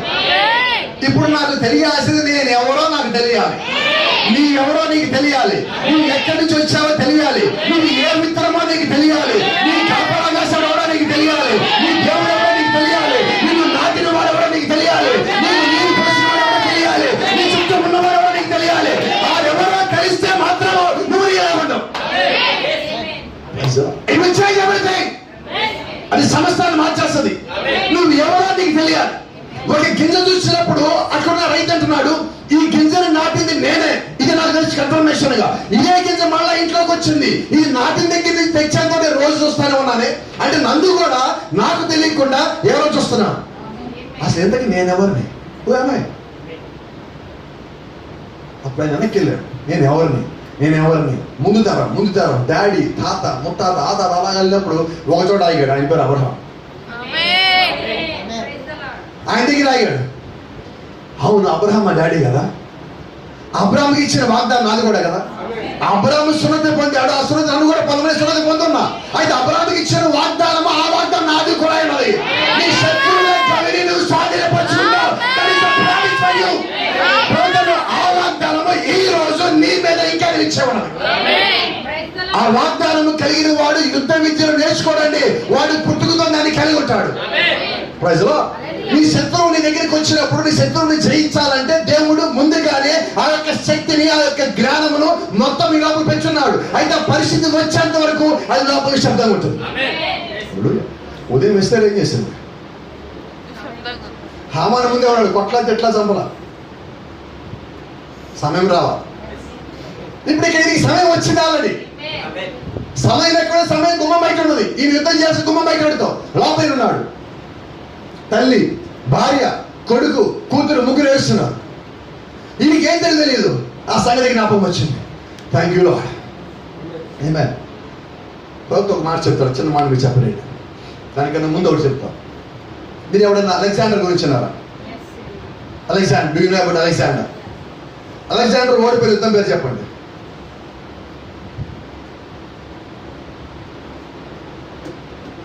అలెగ్జాండర్ యుద్ధం ఓడిపోయాడు ఒకటన్నా? ఓడిపోలేదు. ఎందుకని ఓడిపోలేదు? అసలు అలెగ్జాండర్ యొక్క యుద్ధ కారణం తెలుసా మీకు? అలెగ్జాండర్ యుద్ధానికి వెళ్ళేటప్పుడు ఏం చేస్తాడంటే షిప్పుల్లో సైనికులు తీసుకొని వస్తాడు. సముద్రం ఒడ్డును దించి వీళ్ళందరూ పక్క నుంచి షిప్పులు మొత్తం కాల్చేస్తాడు. కాల్చేసి ఏమంటాడంటే, నీ ముందు శత్రువులు ఉన్నారు, వెనక్కి వెళ్ళిపోవాలో వెళ్ళిపో, సముద్రంలో ఈదుకుంటే వెళ్ళిపో, వెళ్తే నీ ఇంటి చేతి చేరిపో, లేదా దారిలో చచ్చిపోతావు. ముందుకెళ్ళి వస్తావు, వెనక్కి వెళ్ళి వస్తావు. ఏం చేస్తావు? వెనక్కి వెళ్ళి తెచ్చేవారు నేను పిరిగిపోడు అంటాడు, పిరిగిపోతా అంటాడు, పారిపోయాడు అంటాడు. ముందుకెళ్ళి తెస్తావు, వినపడన్నా? నువ్వు ఒక్కడిని చంపు, ఎవరిని చంపకపోయి నువ్వు ముందుకెళ్ళి చచ్చిపోయావంటే నీకు ఒక శిలా ఫలకం పెడతారు, ఒక వీరుడిని పెడతాడు, పోరాడి చనిపోయాడంటారు. ఏ పేరు కావాలి? మరణం కన్ఫర్మేషనే. ఇప్పుడు మనకు కూడా కన్ఫర్మేషనే. ఏం చేద్దాం? నాగలి మీద చెయ్యేసి వెనకదీసేవాడు ఎవడు లేరండి. క్రైస్తవుడు అంటే పోరాడేవాడే కానీ వెనకడిగేసేవాడు కానే కాదు. బైబిల్ చెప్తా ఉంది, దేవుడు యొక్క ప్రవక్త అంటున్నాడు, బైబిల్ లేఖనం చెప్తా ఉన్నది, దేవుడు మనకి భయపడే ఆత్మనివ్వలేదు, పోరాడే ఆత్మనిచ్చున్నాడు. ప్రజలు, యుద్ధం జరిగేటప్పుడు నీ అడుగులు ముందుకే పడాలి. నువ్వు అక్కడ నిలబడి యుద్ధం చేయకొని గంటలైనా కానీ ముగింపు కాలం ఒక్కడికైనా ముందుకేశావు. ప్రజలు, ఆ సైనికులు అక్కడ నిలబడినప్పుడు ఆయన మొత్తం బాలను తెచ్చి ముందు సైన్యం ఉన్నది, యుద్ధానికి పోదండి అన్నాడు. అలెగ్జాండర్ ముందు యుద్ధం చేస్తాడు, వెనకొన్నాడు. అలెగ్జాండర్ ముందు నిలబడి సైన్యం మొత్తం వెనక నిలబడి అలెగ్జాండర్ ముందు పరిగెత్తుకుంటూ పోయి యుద్ధం చేశాడు. యుద్ధం చేసి యుద్ధం గెలిచిన తర్వాత అలెగ్జాండర్ అక్కడ జెండా పాతి వెనక చూసిన తర్వాత ఈయన సైన్యంలో చాలా కొద్ది మంది ఉన్నారు. ఈయన ఆశ్చర్యపోయాడు. నా దగ్గర సైన్యం ఒక్కొక్కడు 10 మందిని చంపేవాడు కనీసంగా, ఇంతమంది తక్కువ ఉన్నారని, చాలా మంది చనిపోయారని. ఆ చనిపోయే శవాలు ఎదుగుతా ఉంటే ఎక్కడ కనబడలేదు సైన్యం. దీనికి అనుమానం వచ్చింది. ఎక్కడైతే షిప్పుని దింపి కాల్ చేసి వచ్చాడు అక్కడికి వచ్చి కూర్చుంటే, అక్కడికి వచ్చి చూస్తే ఈయన సైనికుల్లో చాలా మంది అక్కడ కూర్చొని ఉన్నారు. కొంతమంది పూచికి పోలాడుకుంటున్నారు, ఇసరి గుళ్ళు కట్టుకున్నారు, గడ్డి దిగుతున్నారు. అలెగ్జాండర్ వచ్చాడు. ఏం మాట్లాడాలో అర్థం కాదు అలెగ్జాండర్కి. ఈయన నా సైన్యమేనా? ఒక రాత్రి అంటే ఆయన పడుకొని ఆలోచించాడు. వాళ్ళందరూ పక్కన కూర్చొని వచ్చాడు. పొద్దున్న లేచాడు. లేచి అటెండెన్స్ లిస్ట్ తీసుకురామన్నాడు. తీసుకొచ్చి ఒక్కొక్కటి పిలవమన్నాడు. పక్కన సైనికాధికారి ఒక్కొక్కరిని పిలుస్తామంటే అలెగ్జాండర్ చేతితో కత్తి తీసుకున్నాడు. ప్రతి ఒక్కడిని చంపుతున్నాడు. వాడు రమ్మన్నాడు. రమ్మని రాను కానీ నీ పేరు చెప్పు, నీ పేరు ఏం చెప్పావు? సుబ్బారావు, వెంకట్రావు, అప్పరావు, వేసేస్తాడు ఒక్కొక్కడిని. ఇదేంటిది? అంత ఒకటి ఎవరు వచ్చాడు, ఇంకా వీసా కూడా సరిగ్గా రాదా. ఎవరు నిలబడి ఉన్నాడు. అలెగ్జాండర్ అన్నాడు, నీ పేరేంటి అన్నాడు. వాడు పేరు చెప్పాడు. అలెగ్జాండర్ వెనక్కేశాడు. ఈయన మళ్ళా చెప్పాను, అది మళ్ళా పేరు చెప్పాడు. అలెగ్జాండర్ అతను ప్రేమించాడు. ఎందుకంటే ఎవరెస్ట్ అలెగ్జాండర్ నీ పేరేంటి అన్నప్పుడు అతను చెప్పాడు, ఏం తెలుసా? అలెగ్జాండర్ అన్నాడు. నీ పేరు అలెగ్జాండరా? Yes sir. అలెగ్జాండర్ అన్న పేరంటేనే భయము అందరికి. నువ్వు ఆ పేరు పెట్టుకొని భయపడుతున్నావంటే నీకు ఒక అవకాశం ఇస్తా. నీ పేరన్నా మార్చుకో, నీ తీరన్నా మార్చుకో. ఈరోజు నువ్వు క్రైస్తవుడు అని పేరు పెట్టుకొని భయపడుతున్నావా? నీకు ఒక అవకాశం ఇస్తున్నా. నీ పేరన్నా మార్చుకో, తీరన్నా మార్చుకో. నువ్వు భయపడాలనుకుంటున్నావా? పారిపోతావా? క్రైస్తవుడు పేరు తీసేయి. నీ వల్ల క్రీస్తు నామానికి అవమానాన్ని నేను ఒప్పుకోను. భయపడాలనుకుంటున్నావా? పేరు మార్చుకో. నేను భయపడాలి, యుద్ధం చేస్తానంటే నీకు అవకాశం ఇస్తా. అలెగ్జాండర్ పేరు నువ్వు ఉండాలనుకుంటున్నావా? రా, యుద్ధం చేయొచ్చి. దేవుడు నామానికి మహిమ కలుగునుగా. అంటే ఇప్పుడు భయపడే వాడే క్రైస్తవుడు, భయపడని వాడ. భయపడని వాడే అలెగ్జాండర్ సైన్యంలో ఉండాలి. భయపడని వాడే నువ్వు క్రైస్తవులో ఉండాలి. ఇప్పుడు ఇక్కడ నుంచొని రైతుకి ఆయన ఎవరో గుర్తుకు రాగానే మోకాళ్ళ నుంచి పైకి లేచాడు. అప్పుడు దాకా ఏడ్చి ముఖమంతా సారికి కట్టుకుపోయాడు. చెమటతో మొత్తం తడిచిపోయింది. బక్కపరిచిగా ఉన్నాడు. ఒంటి మీద కేవలం బనియని మాత్రమే ఉన్నది. పొలం నుంచి అప్పుడే వచ్చాడు. పొలం నుంచి వచ్చిన వాడు ఎలా ఉంటాడు? మాసిపోయిన గడ్డము, లోపలికి పోయిన మొగ్గలు, సరిగా ముఖం అంత విహీనంగా ఉన్నది. శరీరంలో శక్తి లేదు. 45 సంవత్సరాలు పొట్టిగా ఉండే ఒక బక్కపల్చిన రైతు. ఆయన పైనుంచి కింద పడిన ఆ కర్రను తీసుకున్నాడు. ఎప్పుడైతే కర్రను తీసుకున్నాడో ఆ కింద పడిన తర్వాత గోధుమ గింజను తీసుకున్న తర్వాత ఈయనకెవరో తెలిసింది. ఈయన తెలిసిన తర్వాత లేచి నిలబడ్డాడు. అప్పుడు దాకా జారిపోయిన పొలములు ఇప్పుడు ఒకసారిగా పైకి లేచింది. ముడుచుకుపోయిన చేత ఒకసారి ముందుకు వచ్చింది. ఏం జరిగిందంటే కళ్ళల్లో ఎక్కడి నుంచో తెలియని ఒక కాంతి వచ్చింది. ఏం జరిగిందయ్యా ఇంతకంటే ఆయన ఎవరో ఆయనకి తెలిసింది. మీరెవరో మీకు తెలిస్తే మీరు అలాగే ఉంటారు. మీ సమస్యల ముందు మాకెళ్ళరు, సమస్యలు మీ ముందు మాకెళ్తాయి. ఆ పరిస్థితి వచ్చినప్పుడు సాతానుని చూసి భయపడతాడు, కానీ నువ్వు వాడిని చూసి భయపడే స్థితికి దేవుడిని ఎప్పుడు తీసుకురావా? దేవుడు ఎప్పుడు ఉంచడవా? It's a promise. అది దేవుడు నీకు ఇచ్చిన వాగ్దానము. ఆ వాగ్దానం ఎప్పుడు నీ తలపైన ఉంటది. మోషే తలపైన ఎలాగైతే అగ్నిస్తంభం ఉన్నదో నీకు ఇచ్చిన వాగ్దానం కూడా నువ్వు జీవించినంత కాలము నీ తలపైన వేలాడుతూనే ఉన్నది. అదేం చెప్తుంది? నువ్వు అబ్రహాం యొక్క సంతానమై ఉన్నావు. అదేం చెప్తాడు? రాయలసీమ అబ్రహాం, నువ్వు అబ్రహాం యొక్క రాజు సంతానం అని నీకు తెలియజేస్తా ఉంటుంది. లేచాడు బయట. కొడుకు అంటున్నాడు, అమ్మ నాన్నను చూడు, ఇందాకట్లాగా లేడు. నాన్న లేదో మార్పు వచ్చింది. నాన్న కర్ర పెట్టుకునే విధానం చూస్తే వేరేలాగా ఉంది. నాన్న నాకు అనిపించట్లా. చిన్నపిల్ల ఏడు పాపేసింది, కొడుకు ఏడు పాపేశాడు. భార్య ఇంక ఇంతేనా ప్రతి సంవత్సరం అంట నా భార్య ఆపేసింది. ఈయన వాళ్ళ ముగ్గురు దగ్గరికి వచ్చాడు.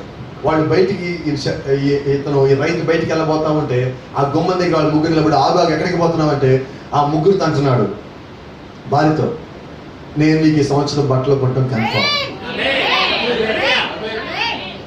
కొడుకు తండ్రాడు, నువ్వు నీ స్నేహితుడికి మాట ఇచ్చావు కదా, ఈ దానిలో కొద్ది భాగం వాళ్ళకి ఇవ్వడం కన్ఫర్మ్.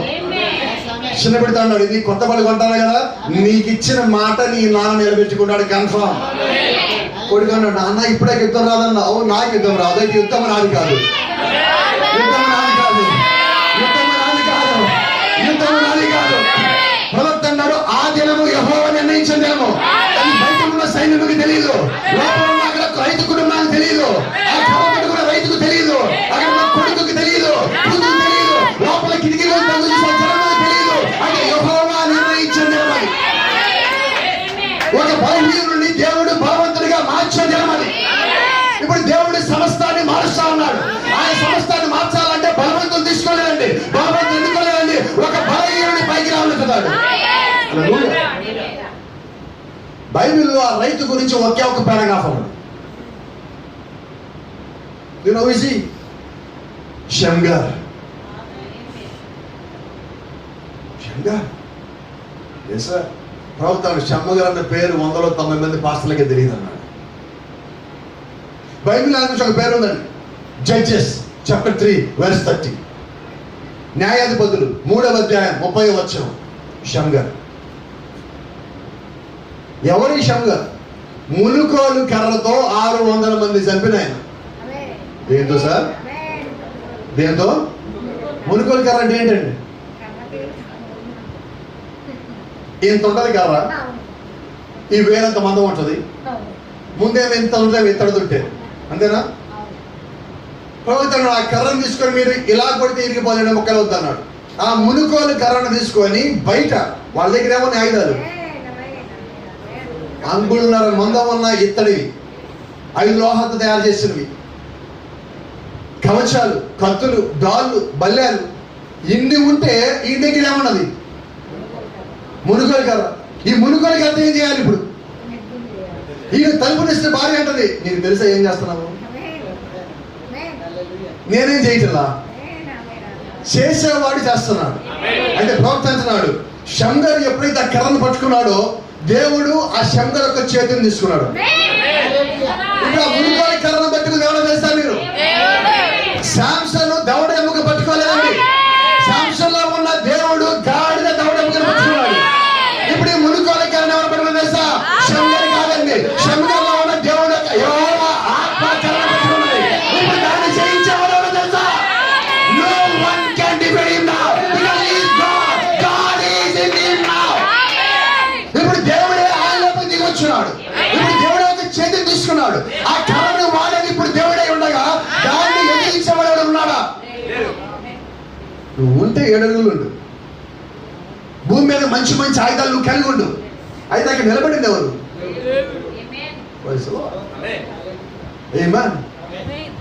ప్రవక్త అన్నాడు, ఆ తలుపులు దిగానే బయట ఉన్నాడు మొత్తం నవ్వుతాడా, వచ్చాడా శంకర్ వచ్చాడా శంకర్ వచ్చాడా అని. వాళ్ళకి విషయం తెలియట్లా. శంకర్ తలుపులు తీసుకున్నాడు. ప్రతి సంవత్సరం తలుపులు వాళ్ళు బద్దలు కొట్టి లోపలికి వచ్చి శంకర్ బయటికి లాక్కుని పోతారు. ఇప్పుడు ఏం జరిగింది? తలుపులు తీశారు.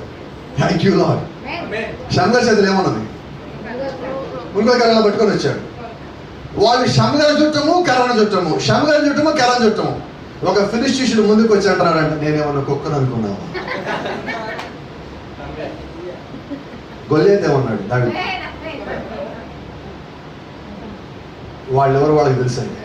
వాళ్ళు డిసప్పాయింట్ చేయదు మీరు కూడా. వాళ్ళు ఏదంటే మీరు కాదనకండి. ఆర్సిఎం సంఘం వాళ్ళు అంటారు, ప్రపంచంలో మాకన్నా పెద్ద చర్చేది లేదు, మరేమో దేవతను మేము పూజిస్తున్నాము, మీరేమో కాదంటున్నారు, మేమందరం పిచ్చోళ్ళమా అంటారు. మీరు కాదనుకో డిసప్పాయింట్ అవుతారు. వాళ్ళ గురించి వాళ్ళే అనుకుంటున్నారు, మీరేమనలేదు. గొల్లియత్ ఏమంటున్నాడు? మేమన్నా కుక్కను అనుకున్నాము. ఈ ఫిలిష్టీయుడు ఏమంటున్నాడు? మరి ఫిలిష్టీయులకు ఇదే మొదలుపడో తెలియదండి. వాళ్ళు ఎవరు తిట్టాల్సిన పర్లేదు, వాళ్ళు వాళ్ళే తెచ్చుకుంటా ఉన్నారు. ప్రవక్త అన్నాడు, వాళ్ళు కుక్క అనుకుంటున్నాడు. వచ్చింది ముందుకు వచ్చి శంకర్ చేతిలో కర్ర చూసి వాళ్ళు ఎగతాళి చేస్తాను అవుతున్నారు. ప్రవక్త అన్నాడు, శంకర్ వాళ్ళందరూ చూస్తా ఉంటే ఒక ఫిలిష్టీయుని నడుచుకుంటూ పట్టుకోవడం కోసం ఆ కత్తి కింద పెట్టి, డాల్ కింద పెట్టి అన్ని పక్కన పెట్టాడు. ఎందుకంటే శంకర్ అంటే వాళ్ళకి ఒక నవ్వులాట. ఆ ఎగతాళి చేయడం కోసం వస్తున్నాడు. ఇప్పుడు శంకర్ ఏం చేశాడంటే ఇంట్లోంచి గుమ్మం బయట మెట్టు దగ్గర నుంచొని ఆ ఫిలిష్టీయుడు వస్తుంటే ప్రవక్త అంటున్నాడు, మెట్టి మెచ్చి కిందకి ఒక దూకాడు. వాళ్ళు ఆగిపోయారు. ఇదేంటి 10 సంవత్సరం పారిపోతారు కదా? ఎస్ సార్, నేనెవరో నాకు తెలియకపోతే నేను పారిపోతాను. నేనెవరో నాకు తెలిసిన తర్వాత నేను పరిగెత్తిస్తా. నువ్వు తెలుసా?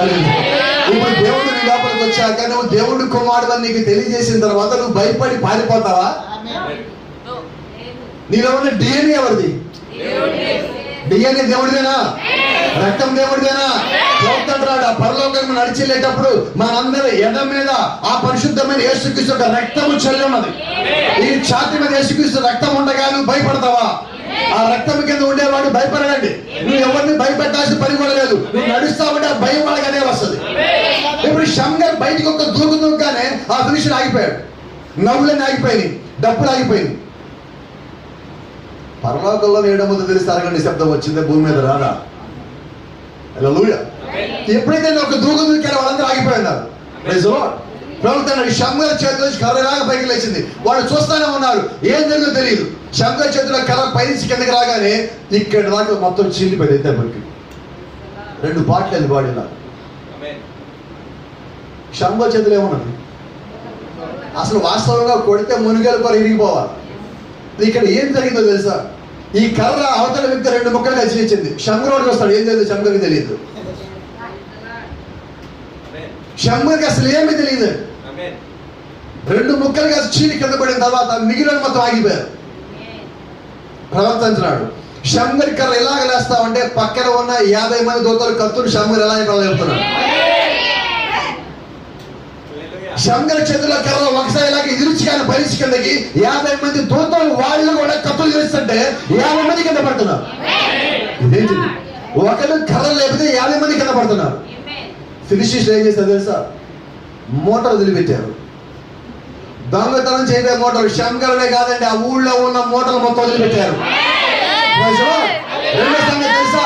వాళ్ళ దగ్గర ఉన్న బల్లెలు వాళ్ళకి ఇప్పుడు బరువైన బల్లెలు అక్కడ పడేశారు, కత్తులు పడేశారు, తల మీద గిన్నె తీసి పడేశారు, ఒంటి మీద ఉన్న కవచం తీసి పడేసి పరిగెత్తుతున్నారు, ఇనప బూట్లు కూడా ఇసిరేసి పరిగెత్తుతున్నారు.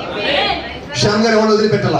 వాళ్ళు వెనకాల పడి తరుముతూ ఊరు పొలిమేర నాకు ఎంటబడి 600 మంది ఫిలిష్టీయులు చంపారని బైబిల్ రాస్తున్నారు. ఒక్కడికి వాడెవడో తెలిసిన తర్వాత 600 మంది శత్రువుల సైన్యాన్ని ఎంటబడి తరిమి చంపితే ఇక్కడ ఉన్న మీకు మీరెవరో తెలిసిన తర్వాత ఎంతమంది శత్రువులు కావాలి, ఎంతమంది శత్రువులు మీరు పరిగెత్తించాలా? తెలియాల్సింది ఏంటి? నేను ఎవరో నాకు తెలియాలి. I must know who am I. You must know who you are. నీవెవరో నీకు తెలియాలి, నేనెవరో నాకు తెలియాలి. ఇప్పుడు శంకర్ ఆ 1000 మందిని 600 మందిని చంపించిన తర్వాత ఇంటి దగ్గర మెట్ట మీద కూర్చున్నాడు. ఒక్కొక్క ఇంటి తలుపు తెరుచుకుంటాడు, ఒక్కొక్క ఇంటి తలుపు తెరుచుకుంటాడు. శంకర్ చేతులు చూస్తున్నాడు. ఇది రోజున ఎద్దులు పొడిచేవాడిని ఈ కర్రతో, దీంతో ఇంతమంది చంపొచ్చని నాకు తెలియదు. హలో, ప్రవక్త సాంసన్ ఆ 1000 మంది ఫిలిష్టీయులు చంపిన తర్వాత ఎంతకి నేను దేంతో చంపా అని చెప్పి సాంసన్ అప్పుడు చూసుకున్నాడు. గాడి దౌడెము ఇంతే ఉంది, వాళ్ళ ఆయుధాలు అంత ఉన్నాయి, ఇంత చిన్న చంపానా పర్ఫెక్ట్ అంటున్నాడు. ఆ గాడి దౌడెము తీసుకుని ఒక రాయి మీద ఇలా కొడితే దౌడెము ఎరిగిపోతుంది. ఇంకా వండరు చెప్పనా అని అంటున్నాడు. గాడిద దౌడెముకలో ఉన్న ఒక్క పన్ను కూడా రాలి కింద పడలేదు. మనం కోపం వస్తే ఏమంటాం? గాడి కూడా రాలేదు, చచ్చినా కూడా.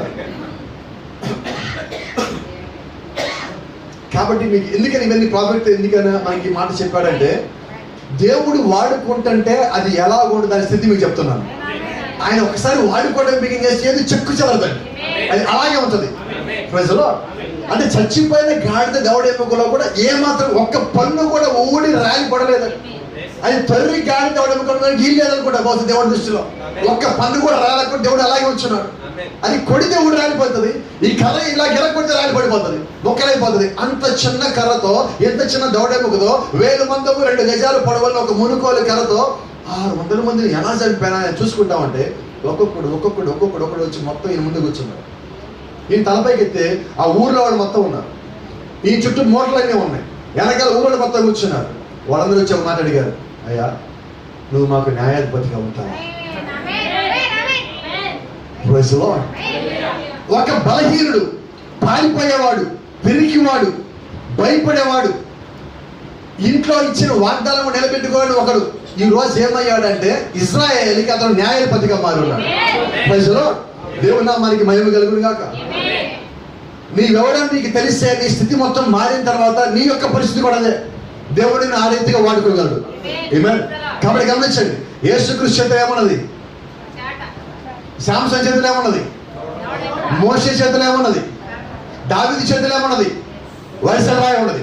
మోషే చేతిలో కర్ర ఉన్నది, శంకర్ చేతిలో మునుగోలు కర్ర ఉన్నది, యేసుక్రీస్తు చేతిలో చాట ఉన్నది. మరి ప్రవక్త అన్నాడు, మరి నీ చేతిలో ఏమన్నది? What is that in your hand? యేసుక్రీస్తు ఇచ్చిన వాగ్దానం నువ్వు కలిగి ఉన్నావు.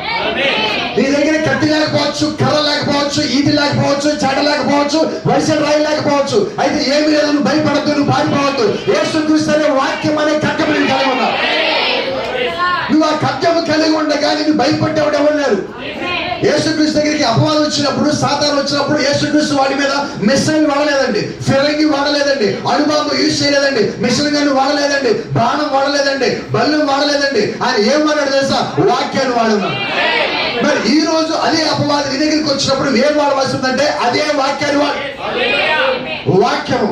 వర్డ్. దానికి నువ్వు ఎస్ అని చెప్పు చాలు, ఇంకేమవుతుంది. వాక్యం చెప్పినప్పుడు వేరేమన్నా ఎస్ అంటే ఆమెనని. ఇప్పుడు WORD వర్డ్ అయినా అంతేనా? ముందు ఎస్ పెట్టాడు ఏమవుతుంది? వినబడా ఏమవుతుంది? స్వర్డ్ అవుతుందండి, ఏం కాదు. స్వర్డ్ అంటే ఏంటో వేసా కత్తెని. నువ్వు వాక్యాన్ని అంగీకరిస్తే ఆ వాక్యము నీ విషయంలో అదే ఖడ్గంగా మారుతుంది. Praise the Lord. Let me tell you, మీకు ఎవరికైనా బ్రిడ్జ్ స్పెల్లింగ్ తెలుసా? ఇంగ్లీష్ కొంచెం పూర్ నేను. బ్రిడ్జ్ స్పెల్లింగ్ తెలుసా? BRIDGE. దీంట్లో జీ అంటే దేవుడు అనుకుందా కొద్దిసేపు. ఇప్పుడు ఆ జీ తీసుకొచ్చి మనం పైకి ఎలా లేపుదామా? ఇంకేం మిగిలింది? వధువు చేసే పని అదే. ఇప్పుడు చేసిన వల్ల దేవుడు పైకి లేపడమే. ఆయన చరిత్రలో దేవుడు కాదని చరిత్రలోంచి పైకి వచ్చిన దేవుడే.